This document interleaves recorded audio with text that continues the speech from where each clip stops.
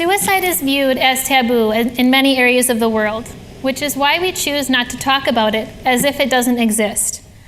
Many may think it won't happen to anyone near them or affect their life, yet approximately 7% of the US population knew someone who died of suicide in the last year alone.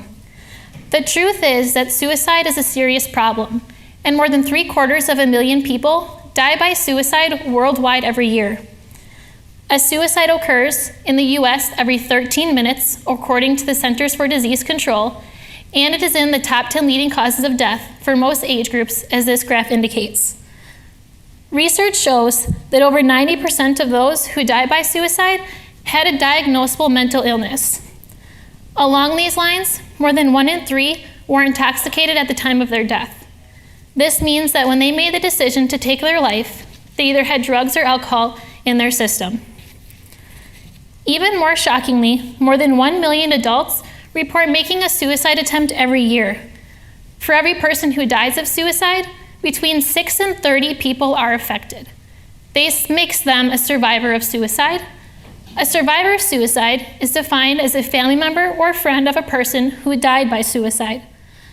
Survivors are often left to grieve without support by family members or friends, and they many times lose a lot of these relationships, which I believe makes them forgotten grievers. Survivors often think that no one understands the kind of pain and confusion that they feel. The various emotions that they go through are very difficult to comprehend. They go through emotions such as shock, anger, pain, and guilt. Anger is one of the most complicated emotions a survivor may feel, as this is usually directed at the deceased loved one or maybe a higher power. This anger then sometimes progresses into feelings of guilt, as they may feel they should have done more to help their loved one.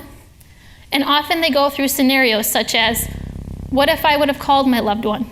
What if I would have told them I love them? During all of this, they also deal with stigma. You may be wondering, how does this young woman know what she is talking about, and why would she choose to talk about suicide of all things? When I was in high school, I had the horrible experience of losing a relative to suicide. It was about 6 years ago that I was told my relative had taken his life and killed himself the night before. I vividly remember where I was, who told me, the shock that I felt that followed me for the next few days.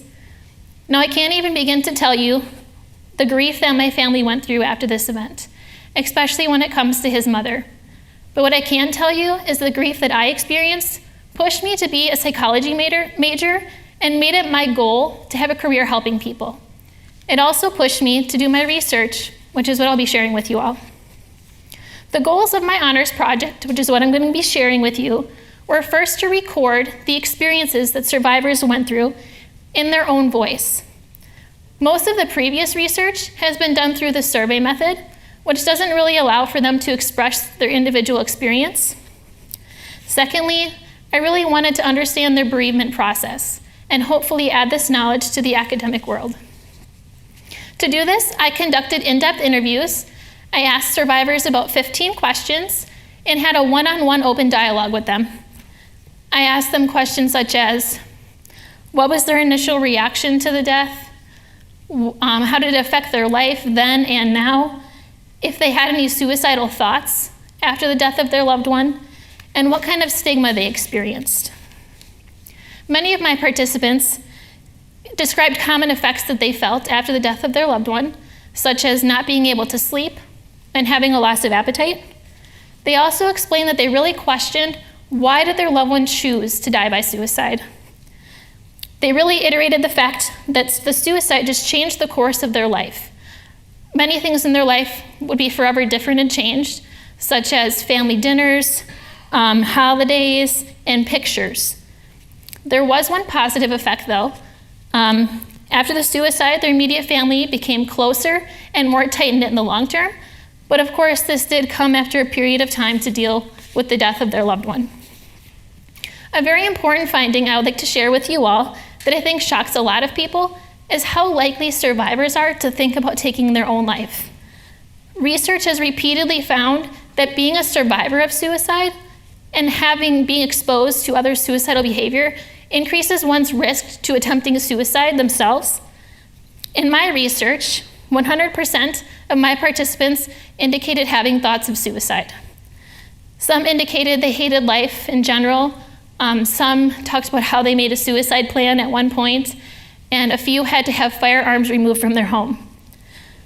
One thing that survivors do have in their benefit in this situation, though, is that they understand the consequences that come after a suicide. Every single one of them decided against taking their life because they don't want to put more people through that challenging grief they just experienced. More specifically, one of my participants mentioned to me what is called the cup analogy. The idea is that a cup is full of water, and after a few more drops of water are added to the cup, it spills over. Many would want to blame one of the last few drops of water, but in reality, it was a combination of all these drops that caused the water to spill. The cup in this analogy refers to the person, and the water refers to all the pain and grief and trauma they experience in their life. The participant who brought this to my attention explained to me that he really wanted to help his loved one who had been struggling for most of their life, and he also talked about how he traveled a lot for his job.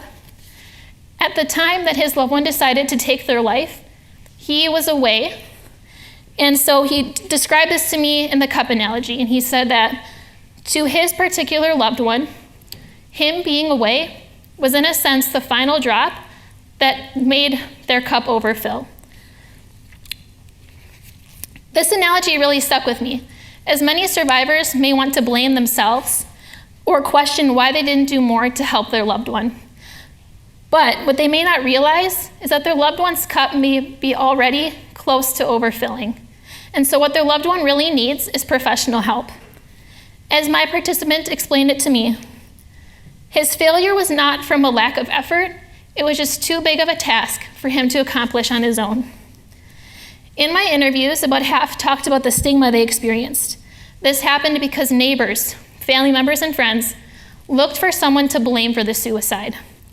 They may then start to think that maybe the family itself is weak, or say that the suicide was sinful.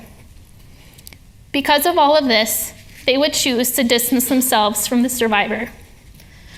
We have a long-standing problem in America in how we perceive mental health. I'm not sure how the connection has been made that those who seek help are mentally weak. I've discussed in many of my classes here at Green Bay what it means to be mentally healthy, and I have to say I'm not really sure any of us are. I think all of us can benefit from relaxation techniques or just having someone to spill our secrets to. Yet thousands of people die by suicide because they didn't get help. The stigma stopped them from getting help, and now unfortunately, the stigma continues for the survivors. Taking the step to get help can be hard, uncomfortable, and scary, which is why I'm going to ask all of you to take action. If you know someone who is thinking of suicide, simply ask the question, are you thinking of killing yourself? You will be surprised at how many will be honest with you. Listen to them, tell them they need help, and take them to get that help. Even if they get angry with you, you may save their life. We have so many amazing resources in our community, so use them. Call the Crisis Center or contact the National Suicide Prevention Lifeline. Similarly, survivors also need your help and your support. Many times they are left behind and they're forgotten. I can't speak for all survivors when I say they want to talk about the situation. But most who I interviewed really wanted to share their story. They wanted people to ask questions, and they wanted them to understand what they were going through. The advice that I'll give you all is to reach out and continue to love survivors of suicide. Be there to listen to them when they need it, be their shoulder to cry in when they need it, and make them laugh when they need it. The final message I would like all of you to leave with from my talk today is that you should reach out and continue to love survivors of suicide and keep that relationship you had. If you know someone who is a survivor, don't let them grieve alone. And if you know someone who is thinking of suicide, or you are thinking of suicide yourself, get help. Seek a professional, because everyone is worth life and everyone has a purpose. Thank you.